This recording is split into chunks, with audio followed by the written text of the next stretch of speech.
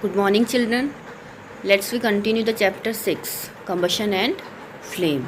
And today's topic is burning of fuels leads to harmful product. Yes, the increasing fuel consumption has harmful effect on environment. If we consume more increasing in fuel consumption, it means we burn the fuel so much, then it affect the harmful effect on the environment. अगर हम बहुत ही ज़्यादा level पे fuel use करेंगे, burn करेंगे, तो environment हमारा क्या होगा, अफेक्ट होगा, क्योंकि फ्यूल बर्न होने से हार्मफुल गैसेस का जब कंप्लीट कंबशन होता है तो कार्बन डाइऑक्साइड गैस और कई हार्मफुल गैसेस रिलीज़ होती हैं एनवायरनमेंट में, और वो किसका रीज़न होती है, एयर पॉल्यूशन का. So the first effect is carbon fuels like wood, coal, petroleum release unburned carbon particles. जब जैसे कार्बन जो जिसमें कार्बन के एलिमेंट्स होते हैं, पेट्रोलियम प्रोडक्ट के जो होते हैं, अगर ऐसे फ्यूल बर्न होते हैं तो उनमें फ्यूल पूरी तरह से बर्न नहीं होता और उसमें से अनबर्नड कार्बन पार्टिकल्स एनवायरनमेंट में रिलीज़ होते हैं. अनबर्नड मीन्स जो कि कंप्लीट कंबशन नहीं होता, तो कार्बन डाइऑक्साइड रिलीज़ नहीं होती है, कार्बन के पार्टिकल्स रिलीज़ होते हैं. After in these fine particles are dangerous pollutant causing respiratory diseases such as asthma. और यही जो पार्टिकल्स रिलीज़ होते हैं इनको बोला जाता है पॉल्यूटेंट्स, और यही रेस्पिरेटरी डिजीज़ होने के कॉजेज़ हैं, जैसे कि अस्थमा वगैरह. ये इन्वायरमेंट में अगर अनबर्नड कार्बन पार्टिकल्स मिक्सअप हो जाते हैं तो इसकी वजह से रेस्पिरेटरी डिजीज़ हो जाती हैं, जैसे कि asthma. After then, incomplete combustion of these fuels give carbon monoxide gas. It is a very poisonous gas. It is dangerous to burn coal in a closed room. The carbon monoxide gas produced can kill person sleeping in that room. ये आपने देखा भी होगा, कभी सुना भी होगा newspaper में कि बंद कमरे के अंदर कोयला जला रखा था इन विंटर, सर्दी रूम को हीट करने के लिए, बट वो सुबह देखा तो बेहोश हो गए या फिर डाई हो गए. तो इस तरीके से, क्योंकि जब कोल बर्न होता है तो उसमें पूरी तरह से कार्बन डाइऑक्साइड पूरी तरह से वो बर्न नहीं होता, कंप्लीट कंबशन नहीं होता, कार्बन डाइऑक्साइड गैस रिलीज़ नहीं होती, इनकम्प्लीट कंबशन होता है, और उसकी वजह से कार्बन मोनोऑक्साइड गैस एनवायरनमेंट में रिलीज़ होती है. तो जब हम डोर वगैरह विंडो वगैरह बंद करके रखेंगे तो फिर वो कार्बन मोनोऑक्साइड गैस इतनी कलेक्ट हो जाएगी, because it is a dangerous gas, वो बहुत ही जहरीली गैस होती है. और अगर हम उसको इनहेल करेंगे, पर्सन जो उस कमरे में रह रहे हैं अगर उस गैस को इनहेल करेंगे तो उसकी वजह से डेथ भी हो सकती है. So that's why we are advised never to sleep in a room with burning or some molding coal fire in it. इसीलिए हम एडवाइस करते हैं कि क्लोज रूम कर के और कोल जला करके नहीं सोना चाहिए. After then, combustion of most fuel release carbon dioxide in the environment. Increased concentration of carbon dioxide in the air is believed to cause global warming. बहुत ज़्यादा जब कार्बन डाइऑक्साइड इन्वायरमेंट में हो जाती है तो वो उसकी वजह से, कार्बन डाइऑक्साइड ज़्यादा होने की वजह से ग्लोबल वार्मिंग हो रही है. तो global warming means the temperature of the earth is increasing. Earth का टेम्परेचर इंक्रीज़ हो रहा है क्योंकि एनवायरनमेंट के अंदर कार्बन डाइऑक्साइड गैस का कॉन्सेंट्रेशन ज़्यादा हो रहा है. और ये ज़्यादा क्यों हो रहा है, क्योंकि बहुत ज़्यादा फ्यूल्स जो लिविंग थिंग्स हैं, यानी कि पॉपुलेशन है अर्थ की, वो बहुत ही ज़्यादा फ्यूल्स को यूज़ कर रही है. After then, global warming is the rise in temperature of the atmosphere of the earth. Global warming, it means if we say that global warming, it means the temperature of the earth increasing day by day. जो हमारा proper temperature है जिस पर living things survive कर रही है, वो अब इंक्रीज़ होता जा रहा है. और क्यों हो रहा है, क्योंकि पॉल्यूशन ज़्यादा हो गया है और जो ग्लोबल ग्रीन हाउस गैसेज़ हैं वो ज़्यादा रिलीज़ हो रही है पॉल्यूशन की वजह से एनवायरनमेंट में, और ये हमारे अर्थ के टेम्परेचर को अफेक्ट कर रही हैं. अर्थ का टेम्परेचर इंक्रीज़ हो रहा है और इसी टर्म को बोला जाता है global warming.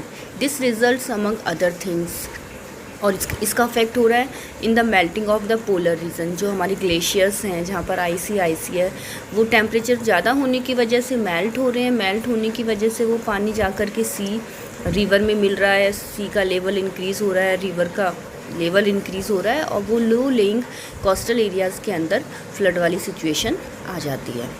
So in the melting of polar region, which leads to a rise in sea level causing flood in the coastal area. Low lying coastal area may even be permanently submerged under water. Burning of coal and diesel releases sulfur dioxide. It is an extremely suffocating and corrosive gas. जब कोल burn होता है, diesel burn होता है, तो उससे sulphur dioxide gas release होती है, जो कि बहुत ही सफोकेटिंग और कॉरोसिव गैस है, यानी कि उससे बहुत ज़्यादा सफोकेशन होता है। More over petrol engine gives off gaseous oxide of nitrogen.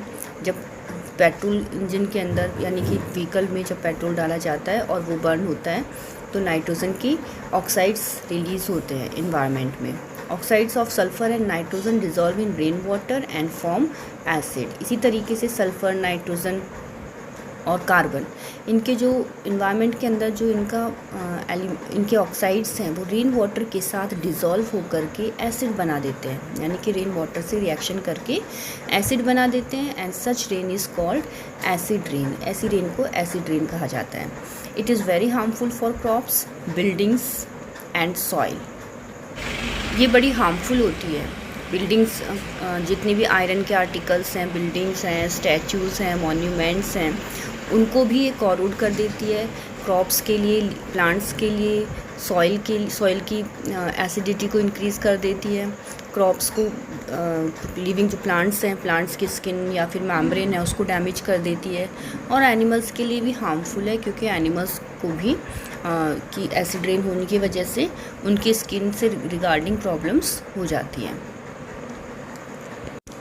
So the use of petrol and diesel as fuel in automobiles is being replaced by CNG, because CNG produce the harmful products in very small amount and CNG is cleaner fuel. इसीलिए diesel और petrol को as a fuel automobiles में कम की जगह पर इसको replace कर दिया गया है, क्योंकि इससे जब ये बर्न होते हैं पेट्रोलियम के प्रोडक्ट, तो हार्मफुल गैसेस रिलीज़ होती हैं। इसीलिए इसको रिप्लेस कर दिया गया है सीएनजी से। Full form is compressed natural gas, क्योंकि इससे जब ये बर्न होता है तो इससे कोई हार्मफुल प्रोडक्ट रिलीज़ नहीं होता, या अगर होता है तो बहुत स्मॉल अमाउंट में होता है, जो कि इन्वायरमेंट को ज़्यादा अफेक्ट नहीं करता। That's why CNG is a cleaner fuel.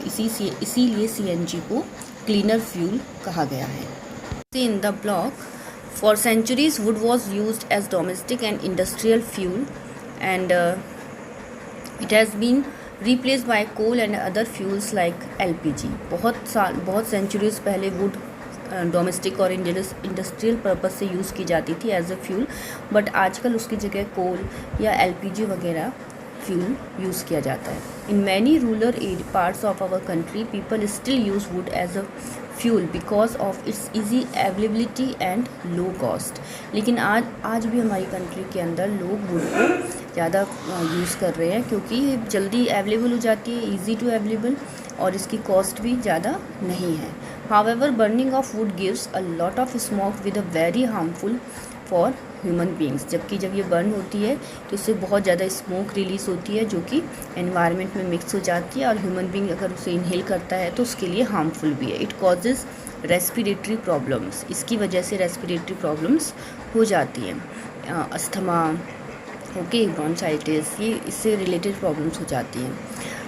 Also tree provide us with useful substances which are lost when wood is used as fuel. और अगर हम वुड को एज ए फ्यूल यूज़ कर रहे हैं तो ऑब्वियसली हम किस ट्रीज़ को काट रहे हैं, प्लांट्स को काट रहे हैं, तो उस, क्योंकि प्लांट और ट्री हमें बहुत ही यूज़फुल प्रोडक्ट देते हैं, तो उसकी भी कमी हो जाती है। Moreover cutting of trees leads to deforestation. और अगर लार्ज स्केल पर हम ट्रीज़ को काट रहे हैं तो उसकी वजह से डिफॉरेस्टेशन भी हो जाता है, which is quite harmful to the environment, और ये भी इन्वायरमेंट के लिए हार्मफुल है। Now children, open the exercise, and this is the last question of this chapter, and you do in your notebook.